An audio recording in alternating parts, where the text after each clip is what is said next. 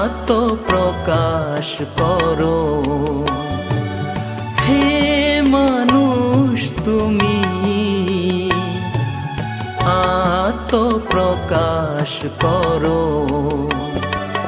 তোমারও অভয় মূরতি খানি রে, বিশ্বের মাঝে সবলে খুলিয়া ধরো। তুমি আত্মপ্রকাশ করো। কে জাগ্রত করা যায়, সেখানে আমরা বৃথা হইচই করিয়া ফুসফুসকে ক্লান্ত করিব কেন? সাংঘিক কলহের প্রতিকার। অন্যান্য দিনের ন্যায় প্রাতঃকালে বেশ একটু দীর্ঘকাল ধরিয়া আসন মুদ্রা শিক্ষাদান হইলে বিদায়ের প্রাক্কালে কেহ কেহ কিছু প্রশ্ন করিল। কোন মহাপুরুষের একজন শিষ্য নিজেদের সংঘের নানাবিধ সুবিধা অসুবিধার কথা বর্ণনা করিলে শ্রী শ্রী বাবামণি বলিলেন, নিজের সংঘের নিন্দা বাইরের সংঘের লোকেদের কাছে কখনো করতে নেই। পরনিন্দা যেমন দোষ, আত্মনিন্দাও তেমন দোষ। নিজের সংঘের ভিতরে যদি কোথাও অনৈক্য বা অশান্তি ঢুকে থাকে, তবে তার মূল কারণটি সহৃদয় অন্তঃকরণ নিয়ে অনুধাবন করতে হবে এবং বুঝতে চেষ্টা করা চাই যে এর সমূল প্রতিকার কিভাবে করা উচিত। কলহ যদি আসে তবে তা যেন মীমাংসার জন্যই আসে, সমুদ্র তরঙ্গের ন্যায় একটার পর একটা কলহ চালিয়ে যাবার জন্য নয়। মতভেদ দেখা দিলেই মনোভঙ্গ ঘটার আগেই তার সমাধান উচিত। এই সমাধান শুধু তারাই করতে পারে যারা নিজ গুরুতে শ্রদ্ধাশীল, গুরুবাক্যের নিহিতার্থ যারা বুঝবার চেষ্টা করে, যারা গুরুদেবের অভিপ্রায়কে নিজেদের জেদের চাইতে দামি বস্তু বলে মনে করে। কেন গুরুদেব কি উপদেশ দিয়েছিলেন সেই কারণটি বুঝতে পারলে তুচ্ছাতি তুচ্ছ ব্যাপারে মনোভঙ্গ হতে পারে না। ভিন্ন সংঘের লোক তোমাদের সংঘের প্রতি শ্রদ্ধা সম্পন্ন হন, এটাই তোমাদের লক্ষ্য হওয়া উচিত। মহাপুরুষেরা প্রাণ ভরা আশা নিয়ে কত লোককে সাধন দীক্ষা দেন। তোমরা তোমাদের আচরণের দ্বারা গুরুদেবের হতাশ করো না।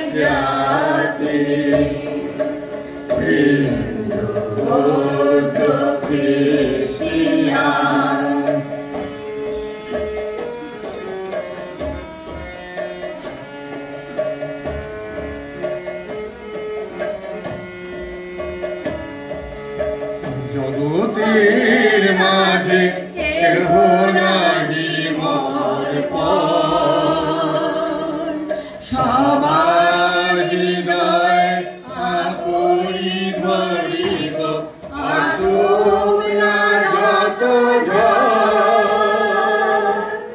জগতের মাঝে কেহ নাহি মোর পর, সবার হৃদয় আকরি ধরিব আসুক না যত ঝড়। সবারে লইয়া গগনের তলে বাঁধিব আমার ঘর।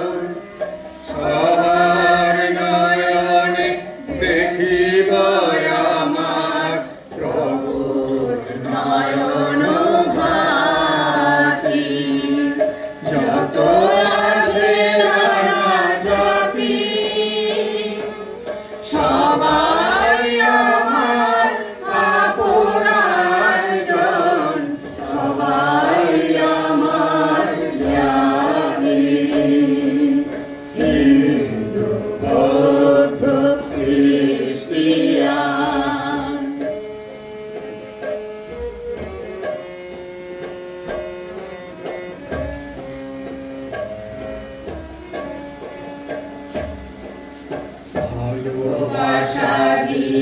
সবারে রাখিব আমার বক্ষ নীড়ে। সকলের দুঃখে অবসম দুঃখে ভাসিব অশ্রু নীড়ে। ভালোবাসা দিয়া সবারে রাখিব আমার বক্ষ নীড়ে। সকলের দুঃখে অবসম দুঃখে ভাসিব অশ্রু নীড়ে। বিপদে আপদে বাহু জুড়বেরি রাখিব সবারে ঘিরে। করিয়া লইব জীবন মরণে সবারে নরক সাথী। যত আছে নানা জাতি সবাই আমার আপনার জন, সবাই আমার জাতি। হিন্দু বৌদ্ধ খ্রিস্টিয়ান।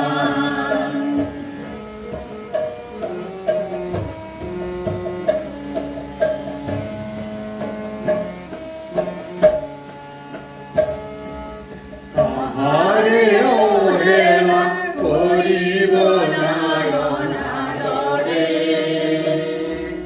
স্নেহের পরশ ভুলাইয়া দিব সকলের অন্তরে।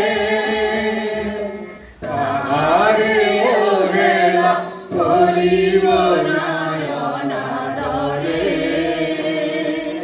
স্নেহের পরশ ভুলাইয়া দিব সকলের অন্তরে। সবার লাগিয়া জ্বালাইব আমি সোহাগের শতবাতি। সবার কুশলে তপস্যায় আমি করিব সারাটি রাতি। যত আছে নানা জাতি সবাই আমার আপনার জন, সবাই আমার জাতি। হিন্দু বৌদ্ধ খ্রিস্টিয়ান শিখ বা ইহুদি মুসলমান আমার চোখে সব সমান। যত আছে তারিখ 6/4/2025 ইংরাজি, বার রবিবার, বেলা 11 ঘটিকা। পরমারাধ্য শ্রী শ্রী বাবা মনির শ্রীচরণে প্রণাম নিবেদন করে কাছাড় জেলা অখণ্ড সংগঠনের কার্যকরী সভাপতি শ্রীযুক্ত অচিন্ত মজুমদার মহাশয় সভাপতির আসন গ্রহণ করেন। অতঃপর প্রেমধ্বনি সহকারে সভার কাজ আরম্ভ হয়। প্রারম্ভে অখণ্ড সংহিতা থেকে সুনির্বাচিত অংশ পাঠ করেন শ্রীমান জয়ন্ত চন্দ্র। পাঠান্তে জগৎ মঙ্গল কামনায় 2 মিনিট নাম জপ করা হয়। উদ্বোধনী সঙ্গীত হিন্দু বৌদ্ধ খ্রিস্টিয়ান পরিবেশন করেন শিলচর অখণ্ড মণ্ডলীর শিল্পীবৃন্দ। তবলায় সঙ্গত দেন দিব্যেন্দু চক্রবর্তী। সভাপতির নির্দেশে বিগত সভার কার্যবিবরণী পাঠ করেন সম্পাদক শ্রী মান্না দেব ও পাঠান্তে উহা করতালির মাধ্যমে অনুমোদিত হয়। অতঃপর সবার উদ্দেশ্য বিস্তারিতভাবে আলোচনা করেন শ্রী মান্না দেব। তিনি প্রথমে জানান, কাছাড় জেলা অখণ্ড সংগঠনে সকলের সার্বিক সহযোগিতায় এবারে জেলায় নির্ধারিত প্রতিদ্বন্দ্বী গ্রাহক সংখ্যার লক্ষ্যমাত্রা অতিক্রম করে মোট 2804 জন গ্রাহক সংগ্রহ করা হয়েছে। তিনি সকলের অবগতির জন্য নিম্নলিখিত কার্যসূচিগুলি উল্লেখ করেন। 1 নম্বর, কোষাধ্যক্ষের রসিদ বহি ছাপানো হয় 10 খানা। প্রতিটি বহির পৃষ্ঠা সংখ্যা 50, ক্রমিক সংখ্যা 1 থেকে 500। জেলার সাংগঠনিক বার্তা প্রেরণের জন্য সকল কার্যকরী সদস্যদের নিয়ে একটি হোয়াটসঅ্যাপ গ্রুপ চালু করা হয়। অখণ্ড সংগঠনের অন্তর্ভুক্ত প্রতিটি আঞ্চলিক অখণ্ড সংগঠনের কর্মী বৃন্দ, দক্ষিণ আসাম থেকে উপস্থিত আমাদের পদাধিকারী বৃন্দ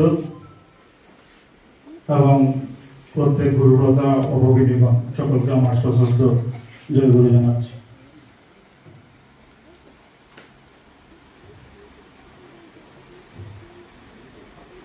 কাছাড় জেলার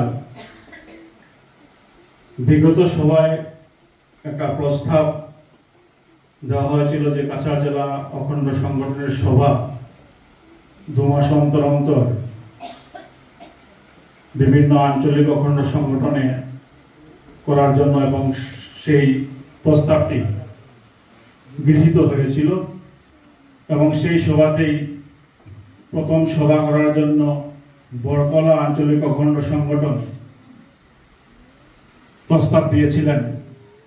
সেই সভাতেই যে প্রথম সভাটা আমাদের অঞ্চল থেকে শুরু হোক। বিগত একটি সভায় আমি বরকলা অঞ্চলের একটি সভায় এসেছিলাম এবং সেই সভাতে আমি একটা কথা বলেছিলাম যে বরকলা আঞ্চলিক অখণ্ডটার একটা স্ট্রেংথ, মানে সাংগঠনিক স্ট্রেংথ যেটা, সেটা সেদিন প্রকাশ পেয়েছে। প্রস্তাব নেওয়ার সঙ্গে সঙ্গে ওনারা প্রস্তাব দিয়েছেন আমাদের অঞ্চলে হোক, সেটা একটা সাংগঠনিক স্ট্রেংথ। তো আগামী দিনেও অন্যান্য অঞ্চলে হবে, সবারই সাংগঠনিক স্ট্রেংথ আছে। প্রথম সভাটা তিনি কারো সঙ্গে যোগাযোগ না করেই তিনি প্রস্তাব দিয়েছিলেন।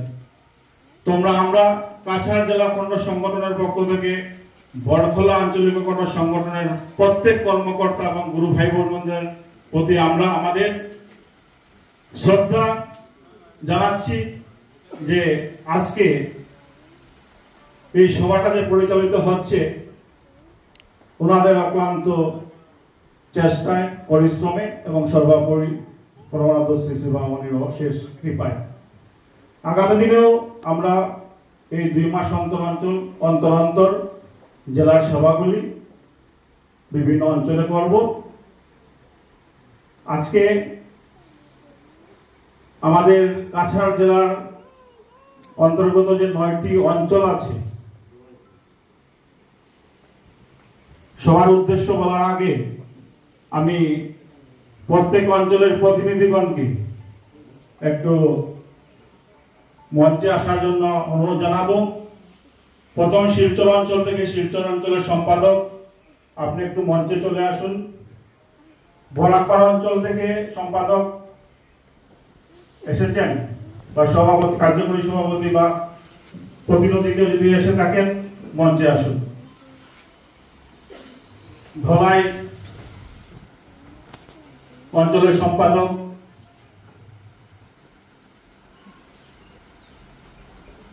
বরকলা, কাঠিগোড়া, চাতলা, লক্ষ্মীপুর, উদারবন,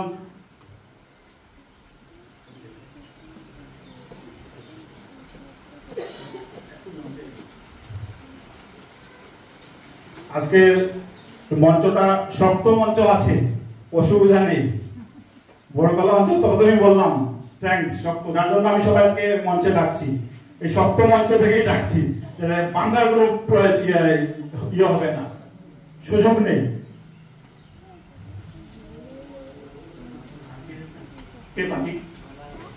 গঙ্গানগর, উদারবন,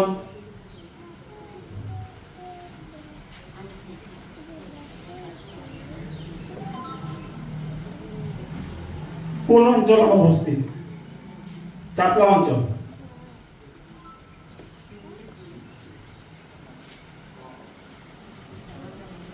একজন আসলে হবে, অঞ্চল থেকে একজন সম্পাদক সভাপতি একজন আসলে হবে। এখন উপস্থিত নেই শুধু আমাদের চাকলা অঞ্চল। একটা আমার ভয় ছিল, প্রথম মিটিং এ চাকলা অঞ্চল উপস্থিত ছিলেন না, এখনো যোগাযোগ করছি, পাচ্ছি না।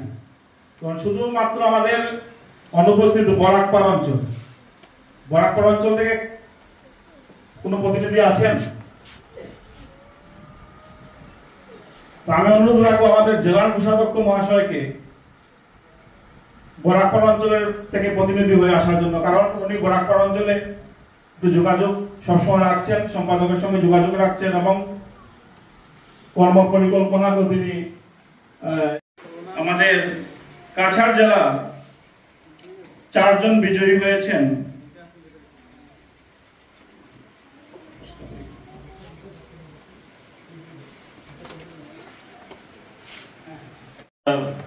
ইতিমধ্যেই একটা পসিবল টেন্টেটিভ ডেট দেখে মিটিং করে আমাদের মন্ডলী ভিত্তিক প্রতিযোগিতা তার আগে সেরে ফেলবো। এবং লাস্ট একটা কথা যে আজকে জানতে পারলাম, আগামীতে মাল্টিভার্সিটি যে সামনে সর্বভারতীয় জন্ম উৎসব অনুষ্ঠিত হতে চলেছে, তার জন্য যে শিলচর মন্ডলীকে দেওয়া হয়েছে 75 জন এবং 11 জন। ইতিমধ্যে আমাদের কাছে আমার থেকে অনেক বেশি জানেন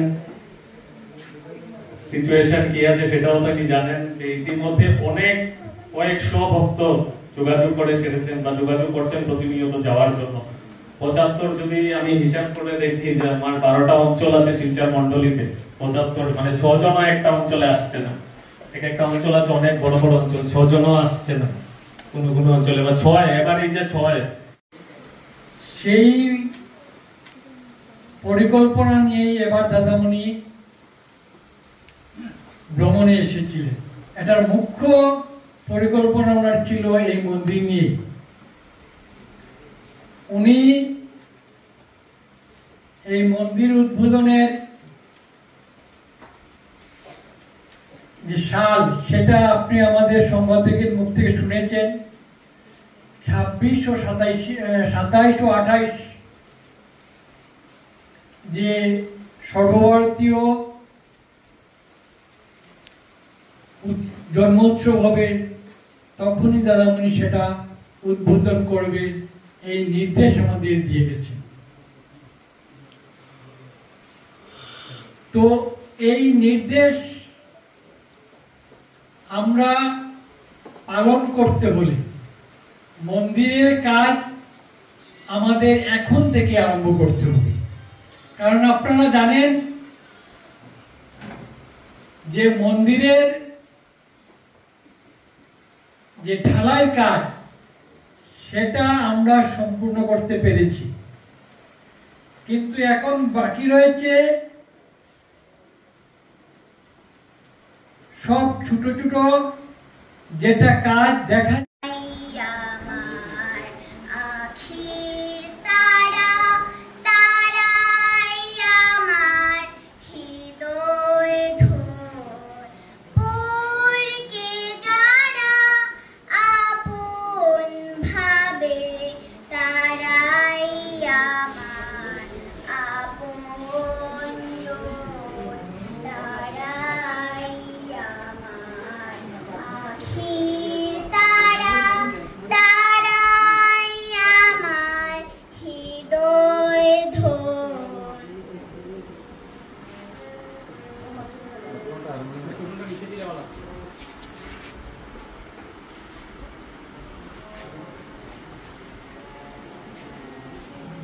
ছোট বড় সবার তোরে যার নয়নের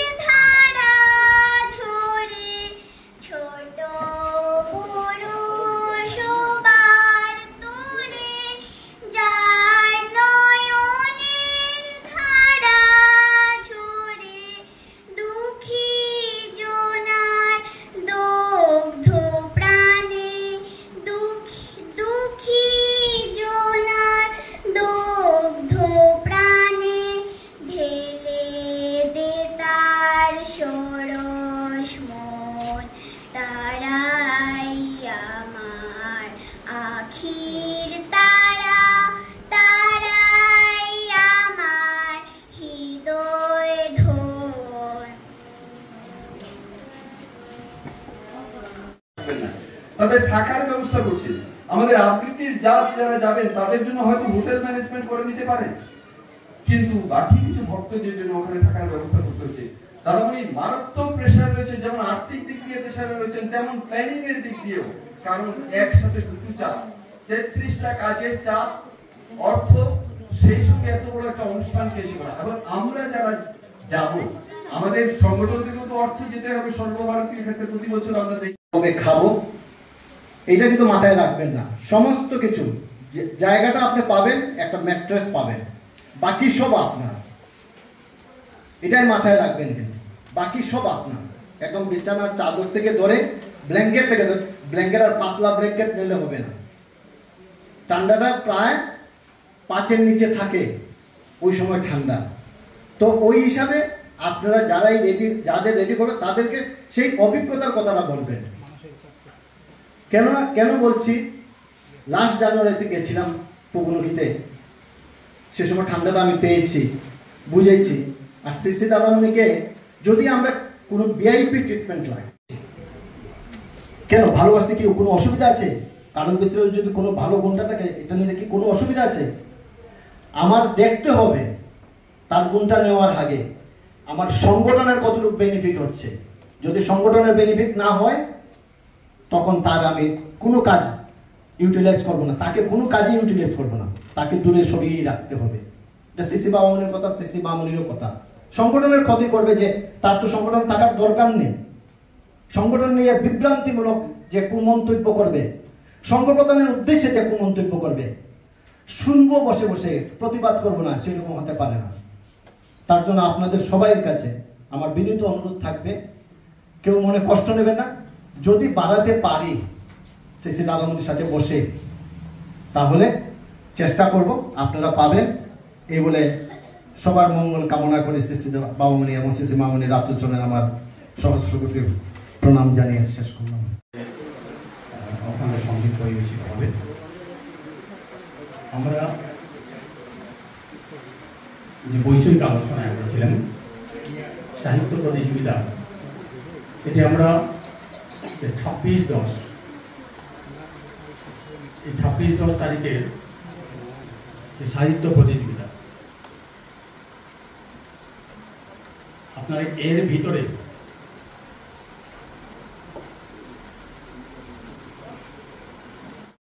এটা আমাদের জেলা তারিখ, এর ভিতরে সবাইকে শেষ করে আমাদেরকে জানাতে হবে। আপনি যে তারিখ আমাদের জেলার নির্ধারিত হয়েছে 14 সেপ্টেম্বর, এর ভিতরে আপনাদের সকল প্রতিযোগিতা শেষ করে জানিয়ে দিতে হবে। আর সর্বভারতীয় অনুষ্ঠানের বিষয়ে আমরা জানলাম, সেখানে আমি শুধু এটাই বলবো, যারাই যাবেন, যে সংখ্যা আগামীতে এখন তো আমরা জানতে পেরেছি, আগামীতে যা নির্ধারিত হবে সে সংখ্যা যাই হোক, যারাই আমরা যাব, কর্মী হোক, আমরা শিল্পী হোক, আর অন্য যারাই আমরা যাব, আমরা সবাই যেন আমাদের যে শৃঙ্খলা, সেই শৃঙ্খলাটা আমরা ধরে রাখতে